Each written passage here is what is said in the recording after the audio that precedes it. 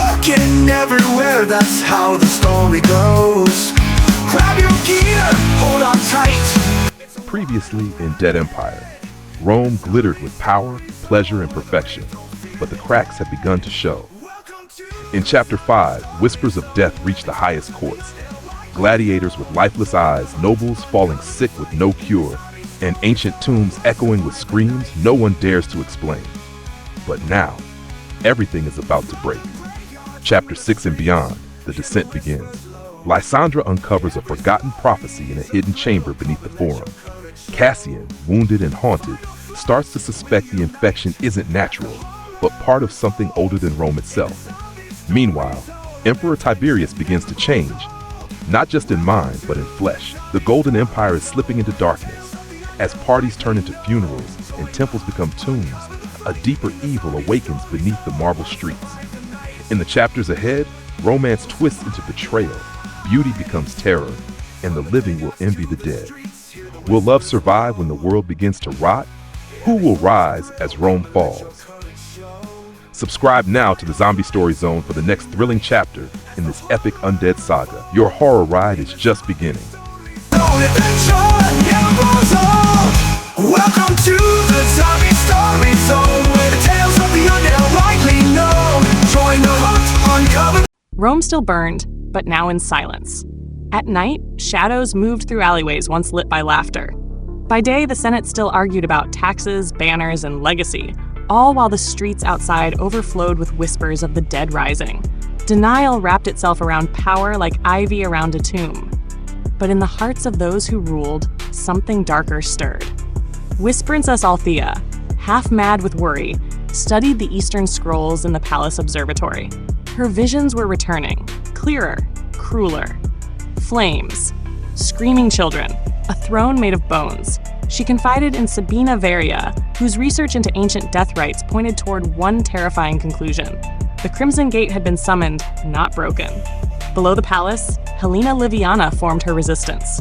Scarred, brilliant, and once forgotten, she recruited soldiers, alchemists, and former slaves. Her secret base beneath the catacombs grew, carved from ash lit by witchlight.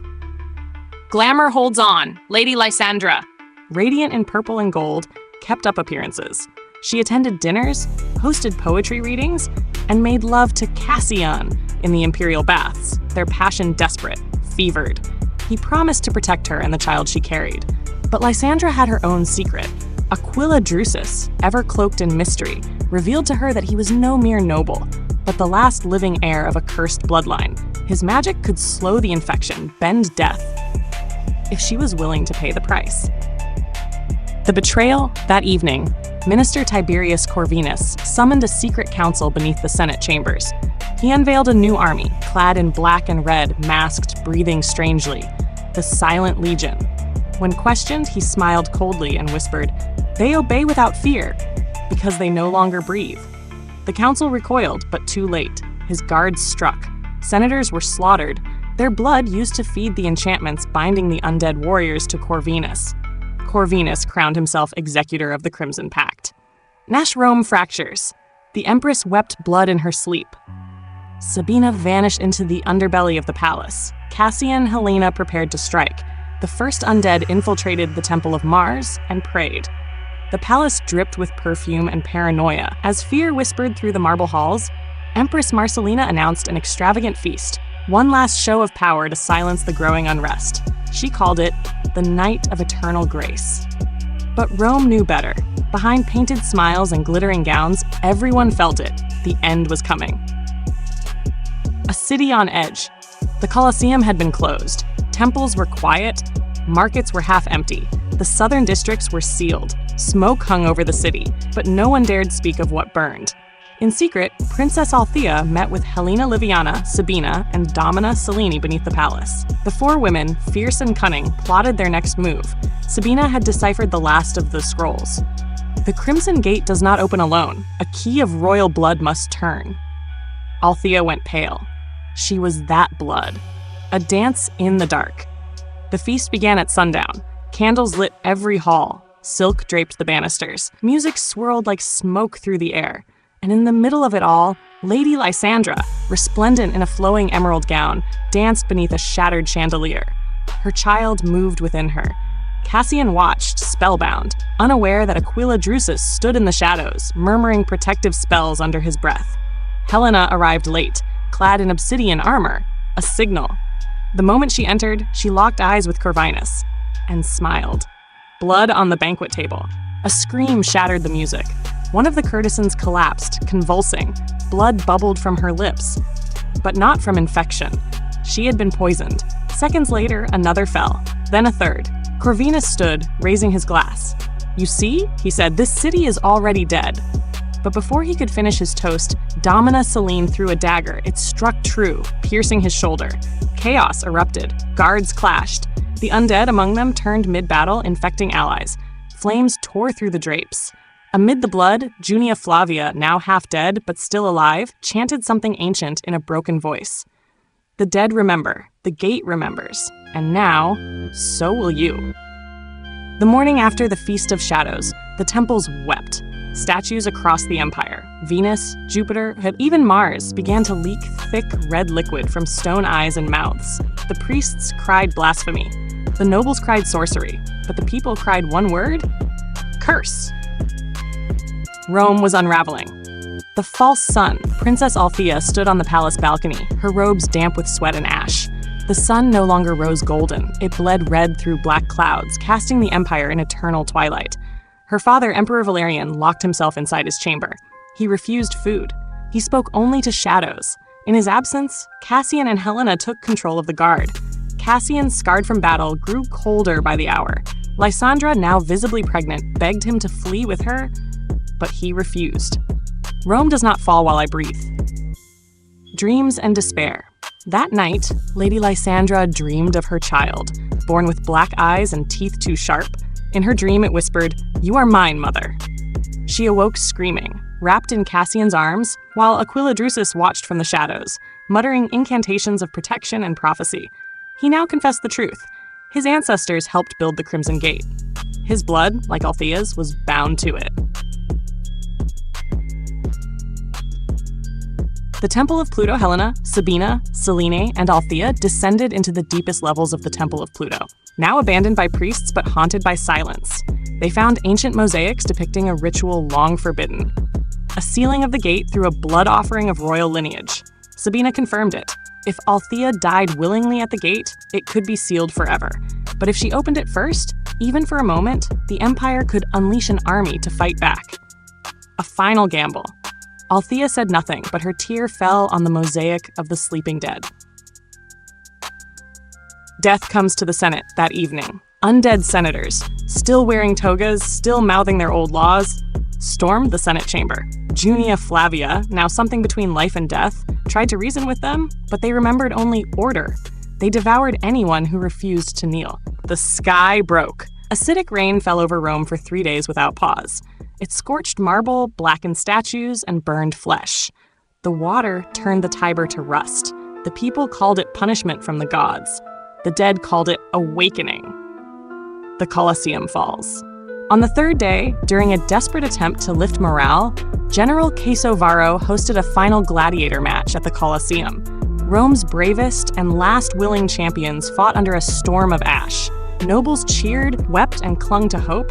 Then a roar rose from the tunnels beneath.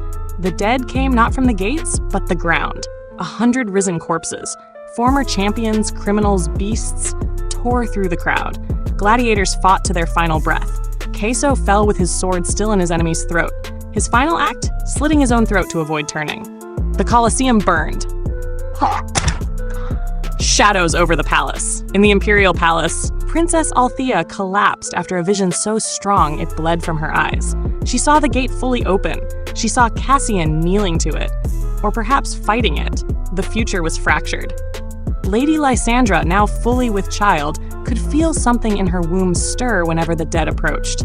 Aquila Drusus, watching over her, whispered that the unborn was connected to the Crimson Gate. It would either be the Empire's salvation or its heir. Cassian no longer slept. He walked the halls in silence, killing the infected with methodical precision. His eyes grew darker. Hope, Below in the catacombs, Helena Liviana, Sabina, and Domina Cellini prepared what remained of the human resistance. The tunnels grew colder, doors slammed without touch, candles flickered with no wind. Sabina announced, "The gate is no longer waiting, it is hungry." A message from the grave, Junia Flavia, now fully transformed into a half-undead prophet, spoke to Althea in a voice layered with many. The gate can be closed, but blood must be spilled on both sides. She handed Althea a scroll with one line. He who bears the curse must become the key. The city of Rome moaned. Its streets echoed with the clatter of bone, the tearing of flesh, and the prayers of survivors hiding in cellars long abandoned. Every night, the undead grew bolder. Every day, another district fell, but the palace still stood. Lysandra's labor. Lady Lysandra, trapped within the palace under tight guard, went into early labor. Her screams echoed through the marble halls as the child fought to be born. Midwives whispered that it was no ordinary labor. The child radiated heat and cold, and shadows moved across the walls. Cassian sat outside the chamber, blood on his tunic, blade across his lap. He hadn't slept in 2 days. When Aquila Drusus entered, Cassian rose, his eyes wild. "If she dies, you'll lose more than her," Drusus said calmly. "You'll lose what's left of the empire." Inside, Lysandra delivered a boy, but the moment the child cried, the palace trembled, mirrors cracked, statues bled again, and every corpse within a mile radius turned toward the sound. Althea's decision. Princess Althea, now haunted nightly by visions of Rome drowning in black fire, stood before the sealed crimson gate beneath the temple of Pluto. Alongside her were Helena, Selene, and Sabina, each bearing weapons and relics from every province of the empire. The gate pulsed with living veins. Something inside was trying to push through. Sabina believed the child must be sacrificed to seal it forever.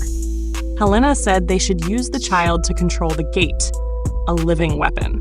Selene argued for war. Let Rome burn if it must, but don't kneel to death. Althea said nothing, but in her mind, she saw herself opening the gate and stepping inside. The Undead March. That night, Tiberius Corvinus returned. He stood atop the ruins of the Senate, cloaked in shadows, surrounded by thousands of undead in crimson armor. His voice echoed through Rome, "Bow, and I shall spare your blood. Resist, and I shall drink it." The undead surged toward the palace. Resistance lines broke. Only Cassian, Helena's forces, and a few loyal gladiators stood in their way.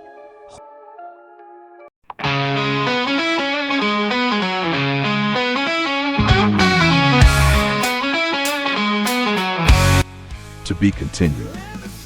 As chapter 10 closes, the skies over Rome burn red, and the streets whisper with the footsteps of the damned.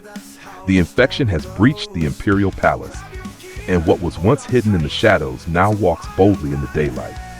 Sabina has vanished. Lysandra is trapped beneath the old arena. Cassian has made a choice that may doom them all. But this was only the beginning. In the next chapters, alliances will break, ancient powers will rise, and the thin line between love and death will vanish completely. A forgotten prophecy stirs, and with it, the truth behind the undead plague. Tiberius no longer rules Rome. Something far darker does. Get ready for haunting betrayals, forbidden magic, twisted romance, and a horror that will reshape the empire. The dead empire has awoken, and it demands blood. Don't miss what comes next. Subscribe to the Zombie Story Zone and continue the journey into terror, passion, and ancient doom. Uncover the fright in the zombie story zone. We'll survive the night. We'll survive the night. From the graveyards to the streets, hear the whispers low.